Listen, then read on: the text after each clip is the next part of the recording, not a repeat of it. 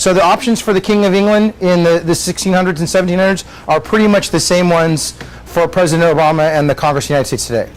There just aren't that many. So let's see what the answers you guys have. I'm Cameron Kroll, 7th grade history, Ross Middle School.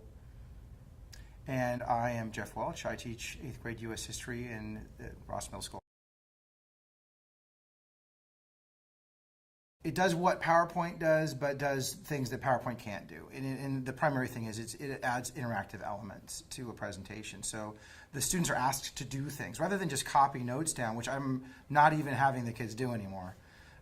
They are answering questions. So I always ask questions in a presentation, but now the kids directly type it, and you can choose to put a certain student's answer up on the screen. The other thing that's nice about it is that in a traditional classroom, you have the kids that are constantly raising their hand, and they're the ones that are constantly wanting to be engaged and call on me. But with the Nearpod, it allows kids to be sort of anonymous, so they can express themselves and put their answers out there, and you can select them and show them off, but they don't feel that discomfort of the kids all looking at them or feeling uncomfortable. So it's kind of a cool aspect.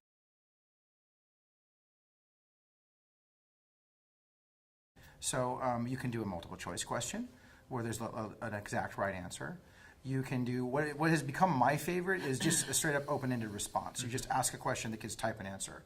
And I like that one because it to me ends up being a really good opportunity to have a discussion and address specific things that kids are saying. Yeah, it's sort of becoming more of a facilitator as opposed to direct instruction. One of the things that kids can do is basically draw. They can either use the trackpad or with the touchscreen ones that we're utilizing in the class, they literally can just use the screen. But you throw out a question to them or a task.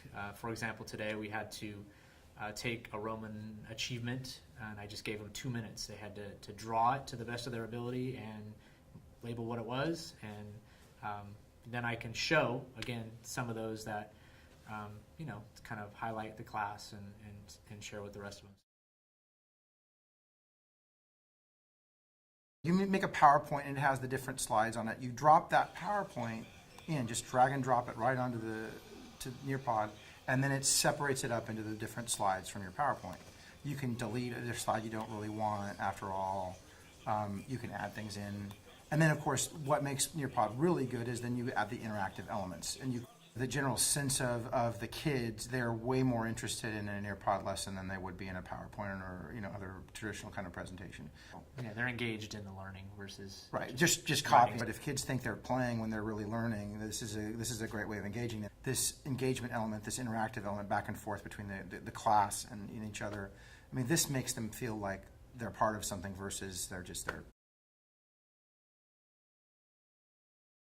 It's like when you're working on something, but you can work on it with the teacher and the whole class at the same time. Yeah, and you can have your own opinions. You can write down your own opinions, and you can listen to other people's opinions. So we all disagree and agree on different things, so someone else can think something different than me, and it's totally all right.